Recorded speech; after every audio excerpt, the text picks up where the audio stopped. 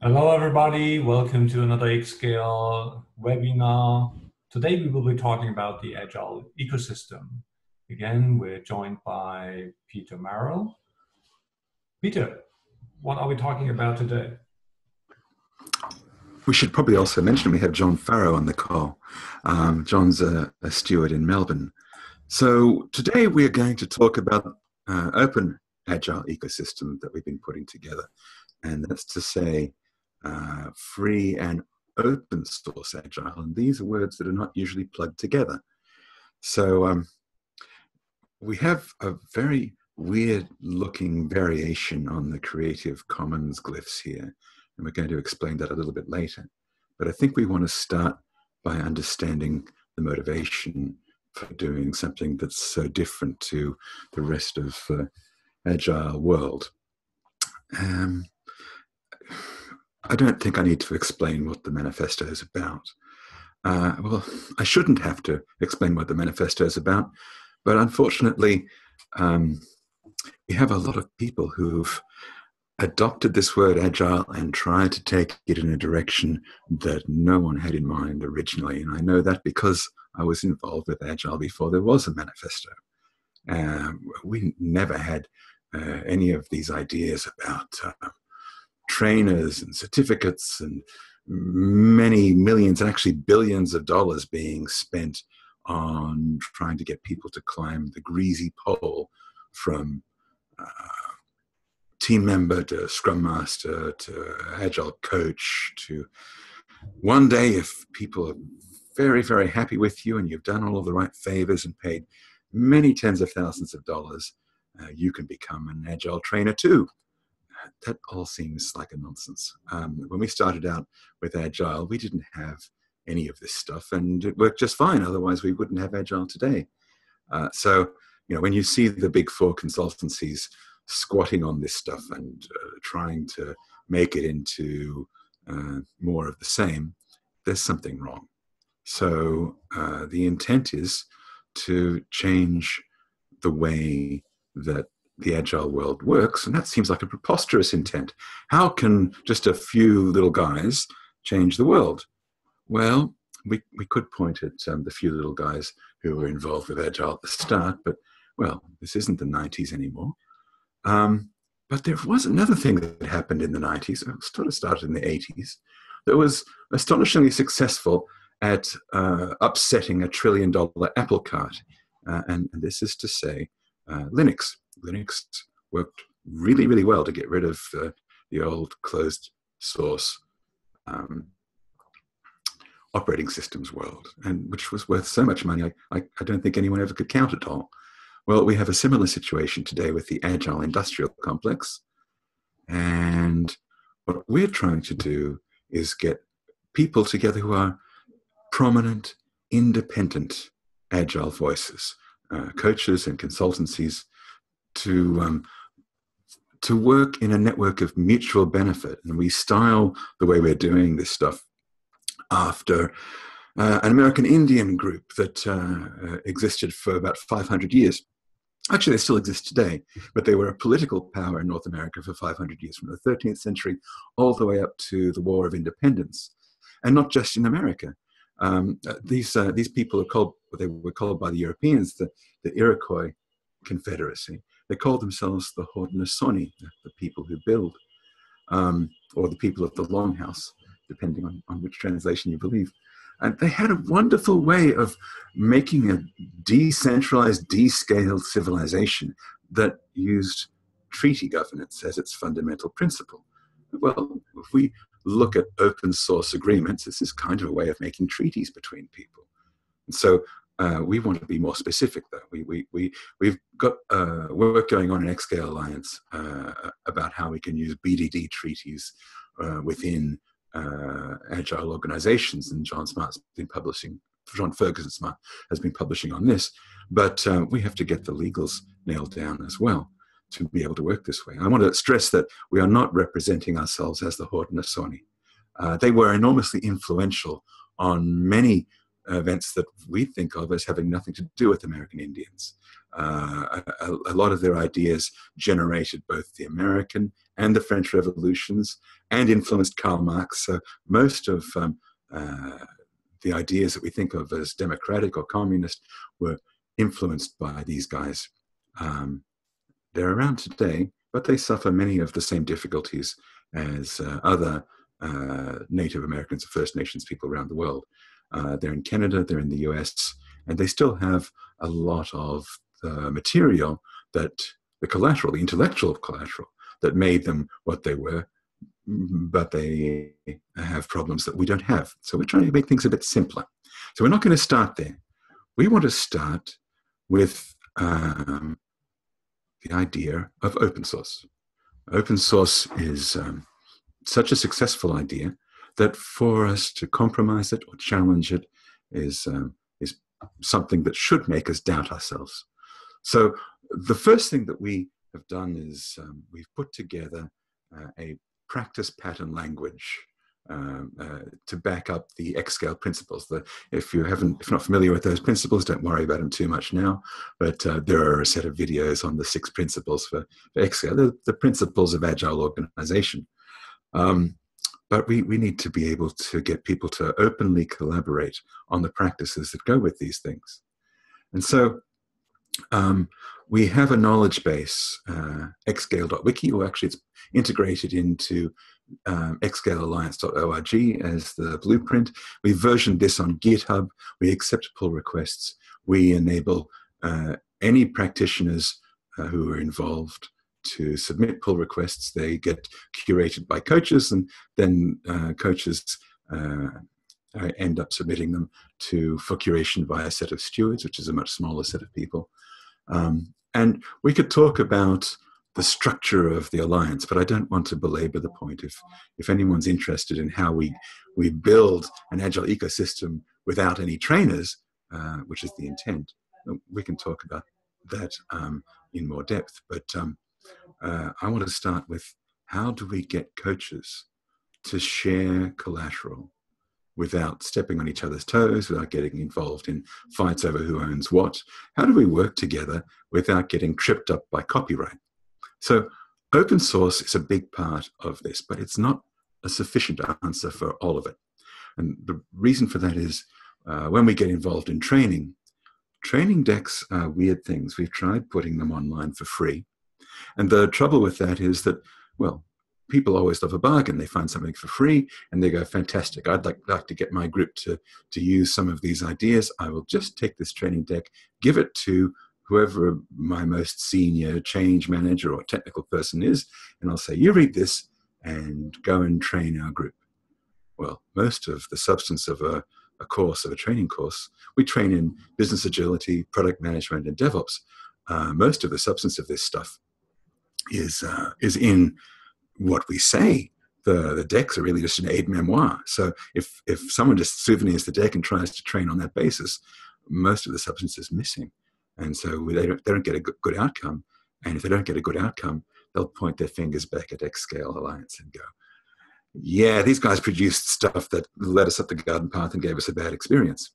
So a lot of what we're doing is integrating a training offering into day-to-day coaching. So if you are an agile coach of any stripe, you can use the XSCALE training offerings. We will bring you up. If you are a mature coach, we will authorize you to take this into your organization. And actually we have public channels, live online practitioner training we're preparing at the moment that will work the same way. Anyway, so this is a community of agile coaches who are creating and sharing collateral together. The reference collateral under this BYSA, that's you have to make certain that you attribute the material and that you maintain the license. But this is the usual Creative Commons open content license. Then there is another license that isn't really open source. It's still a Creative Commons license, but it's part of a model that's been very controversial over the last few years called Open Core, where the idea is something like Ubuntu or Unity. They use these licenses where you have a community of contributors. the contributors are contributing their material, and you take this out in a commercial sense. So anyone who contributes, they're able to contribute in a way that doesn't restrict the ability of the central organization to prevent commercial competition. So the idea here is we have an NC and an ND. NC says that this is a license that doesn't authorize you to do anything commercial. And ND says this is a license that says you can't modify the material, you have to use it as is. So we provide a commercial license to our coaches and our partners so that they don't have to worry about NC or ND. We really want them to use this material commercially. So what we wind up with is three kinds of licensing. There's a commercial license for the people who are involved trying to do commercial things with the material. There's this BYNCND for our practitioners so that they can take the decks and use them with their organizations without worrying about some kind of weird IP gotcha getting them. And this is where the Agile Industrial Complex usually tries to hornswoggle people into getting more commercially involved. What we're doing, we're not trying to do anything that's a gotcha. We're trying to make certain that we can build a network of mutual benefit. And then for people who aren't involved as coaches and partners, they're still able to contribute to the parts of what we're doing that are proper open source, which is to say the wiki and the various communities that we're setting up around that wiki. Well, we have to combine these two approaches with some kind of discipline. And this is where this Harmony contributor license agreement comes from. This is something that was evolved by Canonical, specifically for the open core intent. And so the idea here is if you want to contribute to the training collateral, then you don't lose your copyright in what you contribute, but you provide a license to XSCALE Alliance that allows us to integrate your contribution into the training material and then provide that under the NCND license. So this combination of licenses gives us something that is partly open source, partly open core. We have to have that combination. I've been talking this over the last couple of weeks with Daniel Mezick, who's taking a similar approach. But to license it in such a way that it's orderly, we don't want anyone to have to get their lawyers involved. So using these nice public agreements makes it very straightforward for us so that everybody can understand what we're doing, how we're doing it. And really what we're doing is equivalent to a commercial Linux distro where the core of the work, the open source material, of course that's free and open. It would be silly for it not to be. The rest of the material we are providing in the same way that commercial service agreements are offered by Ubuntu, by Red Hat, and so on. So the entire thing conforms to the way that the Linux world works, hence free and open source Agile. So finally, I want to give a little overview of what we've got in this xscale.wiki thing. There are three pattern languages. The first has to do with business agility.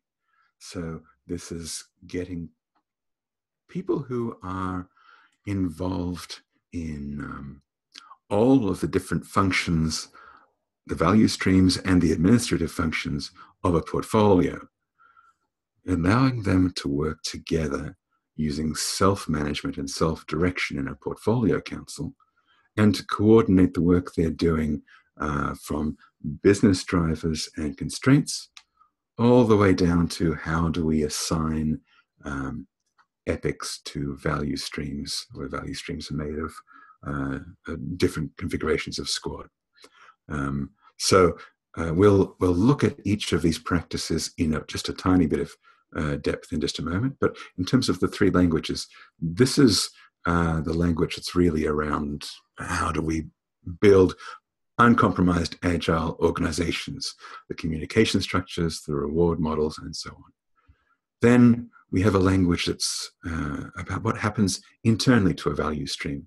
How do we take a set of epics as a mission and break it into features and self-manage the release of those features? How do we take features and give them to delivery squads and system squads? And in general, how do we make certain that these things maximize business throughput? So this pattern language is breadth-first product management for a team that is comprised of business stakeholders, design stakeholders, and technical stakeholders working as peers. We don't have a product owner lording it over everybody else, or for that matter, being a scapegoat for everybody else.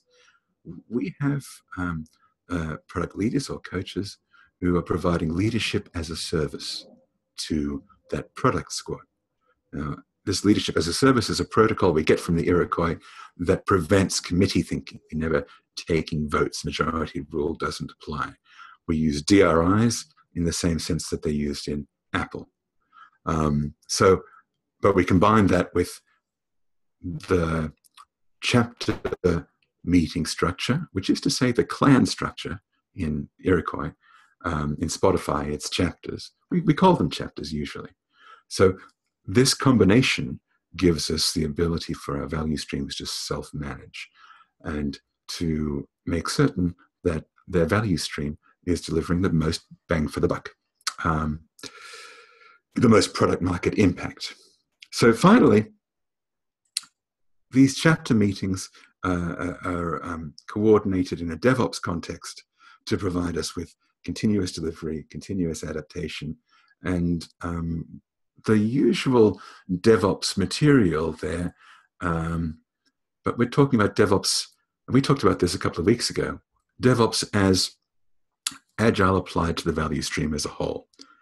There are some people who think DevOps is different to Agile. We're not those people. The Gene Kim stuff features very strongly in what we're doing in DevOps, so the 3 ways. But we beef that up with the XP disciplines, CI/CD and BDD, and GitLab flows. So the intent is to provide a pattern language that is cloud agnostic. And since all of the clouds are controlled and configured through Git, as long as we can drive the skills down to the Git level, after that there's plenty of platform-specific training provided by the cloud providers. So those are our 3 pattern languages. And the way that we enable people to understand these patterns, I should immediately say, patterns are the components of patterns are the components of a pattern language. And you could think of a framework as sort of a combination of a pattern language and a cult. We don't like the cult end of things. The pattern language thing, it was an invention of a man named Chris Alexander in the 80s. It was adopted by a software design movement in the 90s, and a lot of the early agilists came out of that patterns movement. And many of them are still in there. So from our point of view, we look at a pattern as a well-proven solution to a commonplace problem in a specific context. And so all of these strange-sounding names are these kinds of patterns. Now, if I click on one of them, let me see, I'll go and click on another one. Okay, so what you can see happening here is each of these items on this map it's linked to one of the wiki pages, but the wiki pages are all integrated. We have a wiki that is in a single web page, and we call this the blueprint. So if you look at xscalealliance.org, you'll find this stuff.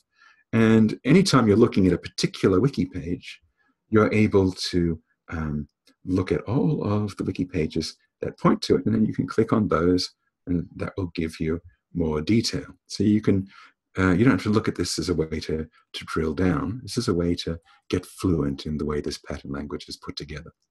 So the ability to edit this stuff directly in the browser as baked in, as you would expect from a wiki. The one thing that this wiki doesn't do is, there's Bill and Ted. So our social principle is be excellent to each other and party on, dudes. The one thing the wiki doesn't do, it doesn't allow you to save to the central site through the browser, which is what you would expect if you're used to MediaWiki and so on. The idea here is that we version all of the wiki pages as flat files on GitHub. And that's how we avoid the kind of politics that dominates Wikipedia and the kind of heat death that afflicted the very first wiki, but still have the wiki available to the great unwashed public. We're not saying that they're actually smelly. We're saying that they may not be up to speed with the kinds of things that we're doing yet, and that's fine. We regard XSCALE as a learning ecosystem. And so when we talk about agile organizations, what we're really trying to do here is give people a place where they can share their learnings. We don't regard the hierarchy of sainted framework providers and then trainers and then coaches and then scrum masters. We don't regard that as a healthy thing. In the early days of Agile, the C2 wiki was wide open and anyone could contribute to it in any way that made sense to them. So what we're trying to do with this stuff is to provide a learning ecosystem to replace the training hierarchies that have dominated and are still dominating Agile today. So I said I'd give a little overview of this stuff. I'm going to make it very little. Okay, Pirate Canvas. This is a way of combining impact mapping with the pirate metrics. It gives us a breadth-first way to break down business drivers and constraints. Throughput diagrams. This is a way for us to combine not just cumulative flow diagram style stuff, but also the components of business throughput on a single diagram. Throughput accounting, that talks about the components of throughput in a way that enables us to analyze where the bottleneck lives in our theory of constraints sense. Bottleneck constraints also comes from theory of constraints, ecosystem design. So this is applying a set of design practices we get from design thinking, set-based design, and the emergent design that we call merciless refactoring after XP, into a single simple pattern language. And we apply this breadth first to organizations as ecosystems, markets as ecosystems, and ourselves as a learning ecosystem. CRC coding is a part of this. It's a very simple design method that was invented by Ward Cunningham. And it was very popular as an alternative to UML until UML outmarketed it. But there's enormous value in CRC coding as a way to align people to design. Behavior mapping, this is how we break epics down into features, because the output of a pirate canvas is an epic landscape. The acceptance matrix, this is a way for us to understand breadth first, where the acceptance criteria are, and to align all of the members of Portfolio Council Product Squad to that. Business bingo, this is a way to very quickly establish prioritization of the features per epic and budgeting per feature so that we can do continuous, rational, numbers-based release planning. That gives us feature budgets and priorities. And we have a method we call release refactoring that leads stakeholders through a process of consensus-based trade-offs using leadership as a service. And that generates release plans, but not the big, heavy stuff. We don't do any big room planning. We have no PI walls. We have a very simple representation that doesn't violate the principle of Yagni. You are going to need it. So the nice thing about release planning in this way is it's much more flexible. We can have the responsibility for updating these plans be localized to small teams, and they can be updated continuously as the squads and streams and portfolios learn, and as the learnings flow through them. So the ability to update those things continuously is critical to being an agile organization. BDD, I don't think I need to explain very much, but this is our method of not just quality automation, but aligning everybody involved in a delivery squad, analysts, the testers, and the developers, to a single way of generating outcomes. And so this is where a lot of John Smart's material on Three Amigos and his Serenity material and so on plays. 3D Kanban, we talked about we actually gave an example of one of these when we were talking about the Seven Samurai Kanban a couple of podcasts ago. But 3D Kanban can be applied to delivery as well. And the whole idea there is we don't need to break work out until we're about to do it. So we don't break epics into features until we need to do release planning. We don't break a feature into stories until we need to deliver the feature.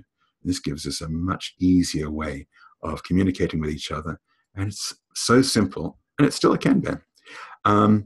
So then leadership as a service, we've talked about this a couple of times in previous podcasts. We should probably go into a bit more depth, and I have an idea about how we could do that next week, but that's for a little bit later. And then we take incidents and inflections in analytics as feedstock for continuous delivery. So this is where we're doing full three-way DevOps. This is not just a matter of taking all of this breadth first planning into our, or accounting for that in our plans. We have to account for the operational concerns as well.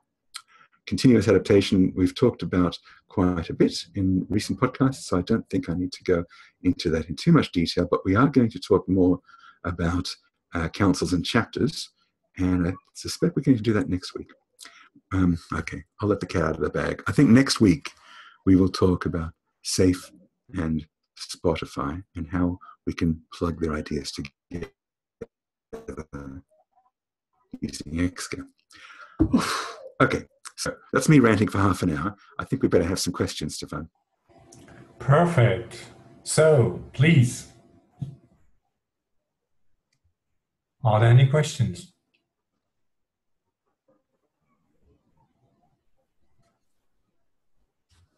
Oh, Peter, that was good. Thank you.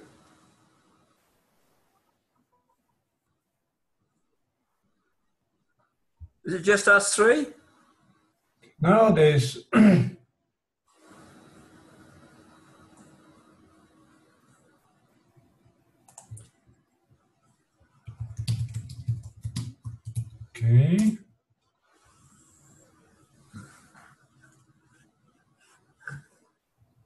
We have another guest. Hi. Hello. Sorry about that. I think I'm back. Yeah, we can hear you. Okay. I'm afraid I've been off the air for the last minute or so. So I heard John start to ask a question and then nothing.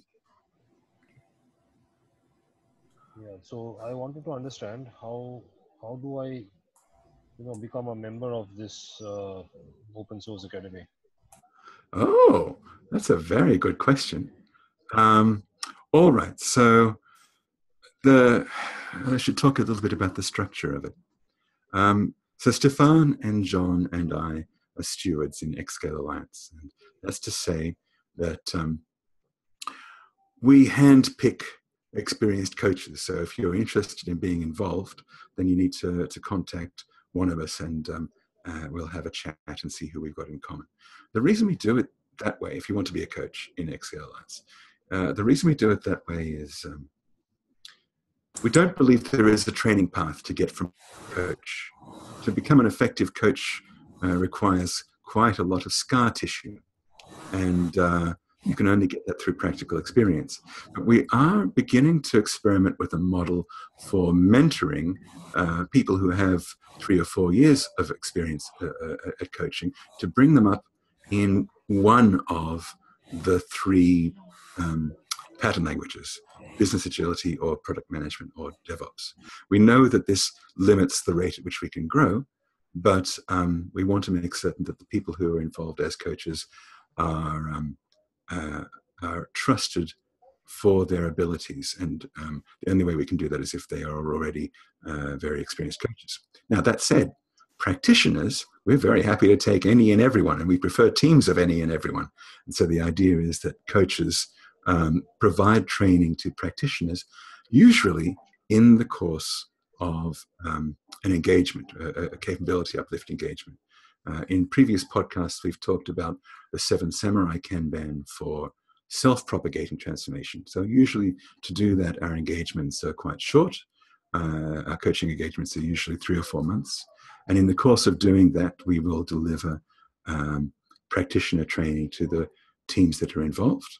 The other way of getting into the practitioner end, we are going to be offering live online training for groups of practitioners, and that offering should come up within the next month or so. And we're going to harness, we have about 100 coaches around the world involved in XSCALE Alliance to date, and we're going to harness those communities to provide this training. The idea is to do it after hours and on weekends in each market, and divide it up by language and by time zone, so that way we can have the broadest go-to-market possible for the people who've come in as coaches.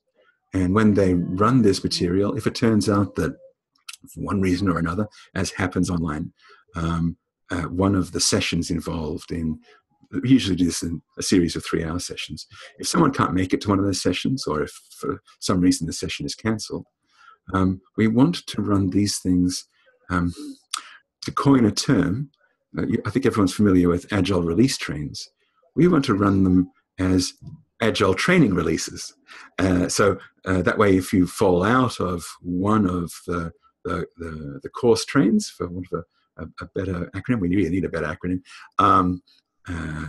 When you fall out of one of those, you can get on the next one. As long as you've committed to the training, we want to make certain that you receive it. So this way, people don't need to take time off work. They don't need to go to some special classroom somewhere. And we can bring up whole teams in DevOps or in product management or in business agility as needed, without the organization feeling that they have to sack any of their existing Scrum Masters or change agents, whatever it is. We can provide the capability both to fill gaps, or we can provide it as a whole organization engagement. And so what we're trying to do is coordinate a network of independent coaches who are doing this. We don't have any of the nonsense around you have to become a slave of our organization for some period of time. And in fact, there are many different organizations involved in this. So the usual, Scrum Alliance, scaled agile mode of working is very different to what we do. I don't know if I fully answered you. Is that enough? Yeah, a very good answer. Thank you. I'm glad you liked it. Okay. More questions? Go ahead. I have another question. Sure. Maybe. I didn't catch your name, I'm sorry, because of the gap in transmission. Who are you? Okay, my name is Rajushri. I'm calling from India. Oh, very good. We've got some partners over there already. But go ahead, Rajushri. Yeah. So, I have got about 6 to 7 years of experience in. Yes. Perfect. I've worn different hats, played the role of a Scrum Master. I've also worked as a product owner. I've also worked as a member of the development teams, right? Now, yes. I assume that this, methodology or the framework, as we can say, is kind of open source, right? So, how do we contribute to this framework, or how do we get into the reviews and see whether we have to make any comments and so on and so forth. How do we do that? Good question. So right now we're still putting together the channels for the practitioner community. For the coaching community, we run a Slack instance, and we beef that up by having a coaches catch up in each of the markets where we presently exist. So we have an XSCALE coaches catch up for India. We have another one for the Americas, another one for Australasia, and another one is just starting up for Europe. Stefan, if that comes as a surprise to you, you need to have a chat with Chris Young, who's getting his feet under it at the moment. So the idea is those are weekly catch-ups. Any coaches can attend. We will probably eventually split them up. And our intention is to coordinate the development of the purely open source part of this, which is to say, not the training decks, but the material we're looking at the moment. We will coordinate that in the same way as the Linux kernel is coordinated. So there's an inner circle of lieutenants that do curation, these are our stewards. Then the things that they curate are pull requests from the coaches, and sometimes those pull requests are submitted to the coaches from practitioners. We haven't yet had any pull requests submitted from people who aren't involved at all, and I think we'd be interested in them, but we'd have to figure out how we're going to deal with them. We'd rather have people get involved, get themselves to at least a practitioner level, and then start contributing. But this way, we should be able to grow in much the same way as Linux kernel community, which is well over 10,000 people. And we're going to use for the practitioners a Telegram super group, which the super groups in Telegram scale to, they're self-moderating, and they scale to about 30,000 as the maximum size. So we figured that should give us plenty of room to grow before we ever need to start thinking about segmenting the practitioner community. But having a big group like that isn't really enough to make a vibrant ecosystem. What we want to do is to have the system of chapters and councils be something that we use for our practitioner community in the same way as the Iroquois use their system of sort of fractal system of social groups they called longhouses and clans. And if you want to find out more about how that works, that's all in the business agility course. But you can think of it as an extension to the way that Spotify chapters work. Okay. I know there's a lot of material in this. I'm sorry about that. It's a complicated thing to try and put together an open agile ecosystem. Yes, exactly. So, Rajeshri, what else can I tell you? Or do we have any other questions at the moment, Stefan? I don't have any other questions at this moment of time, but I certainly will have, a lot of questions. So let me go through the website, and, probably in the next session which you'll have, I will come more well prepared, because this is the first time I'm seeing this. So let me have a look at it, and then definitely That's fine, Rajeshri. If you would like to drop me a line on LinkedIn, I'll send you a selection of links, because we've got far too much material out there for someone to go and think they're going to get across the whole thing in a week. We'd rather give them a focused introduction, and then we can have a conversation. Sure. So I will drop you a message on LinkedIn. Perfect. So you are known in LinkedIn as Peter Merrill, right? Yes. So that makes it easy. Fine, I'll do that. Okay. No worries. Yeah. Okay, Stefan, what else have we got? Nothing else. Okay, that's probably enough for one podcast, I think. Awesome. But you haven't really heard from John. So I wanted to ask him, John, you were just at the BAI session on Agile contracts and procurement. Is there anything relevant from there? It was a very good overview. I recommend that, Peter, are we partners with BAI? I can't remember. Yes, we're their first institutional member. Because I don't see our logo up on their website. That's weird. They do have they made a news release about it 2 months ago. Anyway, we better take it up with Evan. Yeah, he's flying to Australia at the moment. Evan is? Yes, he wasn't on the podcast. Oh, that's weird. I thought he was supposed to be giving a meetup in Sydney yesterday. Oh, possibly. Yeah, don't forget this was yesterday morning. Oh, yeah, he travels an awful lot. So this was 4:00 yesterday morning, our time in Australia. Yeah. It was very good. It was a great overview, both from examples where legal got involved at the inset, way they did a very short contract, because basically what we're talking about, Stefan, Peter, and our listeners, it's about non-scope based contracts. Ooh, interesting. I want to hear more about that. Well, we might need to do a separate session and a separate podcast on that. John, what do you think? Oh, I think it'd be fantastic, but it will be great BAI material from 4 different presenters. They talked about a good company in Bristol in the UK. Yeah. Had to do a shift and lift of something. It doesn't matter what it was. It could be software, it could be hardware.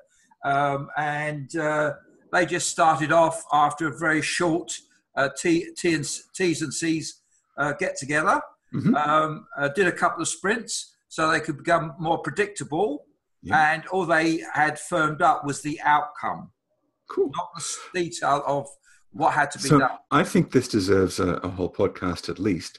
Why don't we do this? The next one is going to be on how to combine Safe and Spotify using XSCALE, and contrasting Safe and XSCALE and so on. But the one after that, I think we should try and shoot for contracts and procurement and see what we can do. So for everybody on the podcast, I have customers who I've trained in various frameworks, as Peter knows, who then say, well, if we're going to move to an agile delivery model, our procurement department, not just our contracts, have to change their approach. To be an agile organization, there's no alternative. So let's save the rest of that. Peter, you're just moving to the next constraint. Exactly. So let's save the rest of this, John, because otherwise we'll be overtaxing Stefan's time. You asked me, Peter. Yes, I know. And you and I both have too much wind. Yeah. Stefan, what do you reckon? Should we cut it there? Yeah, I think it's a good length. 45 minutes. Sounds great. Perfect. All right, fellas. Thanks so much. Bye. Thank you. See you next time. It was a pleasure talking to you. Bye. Yeah. Bye.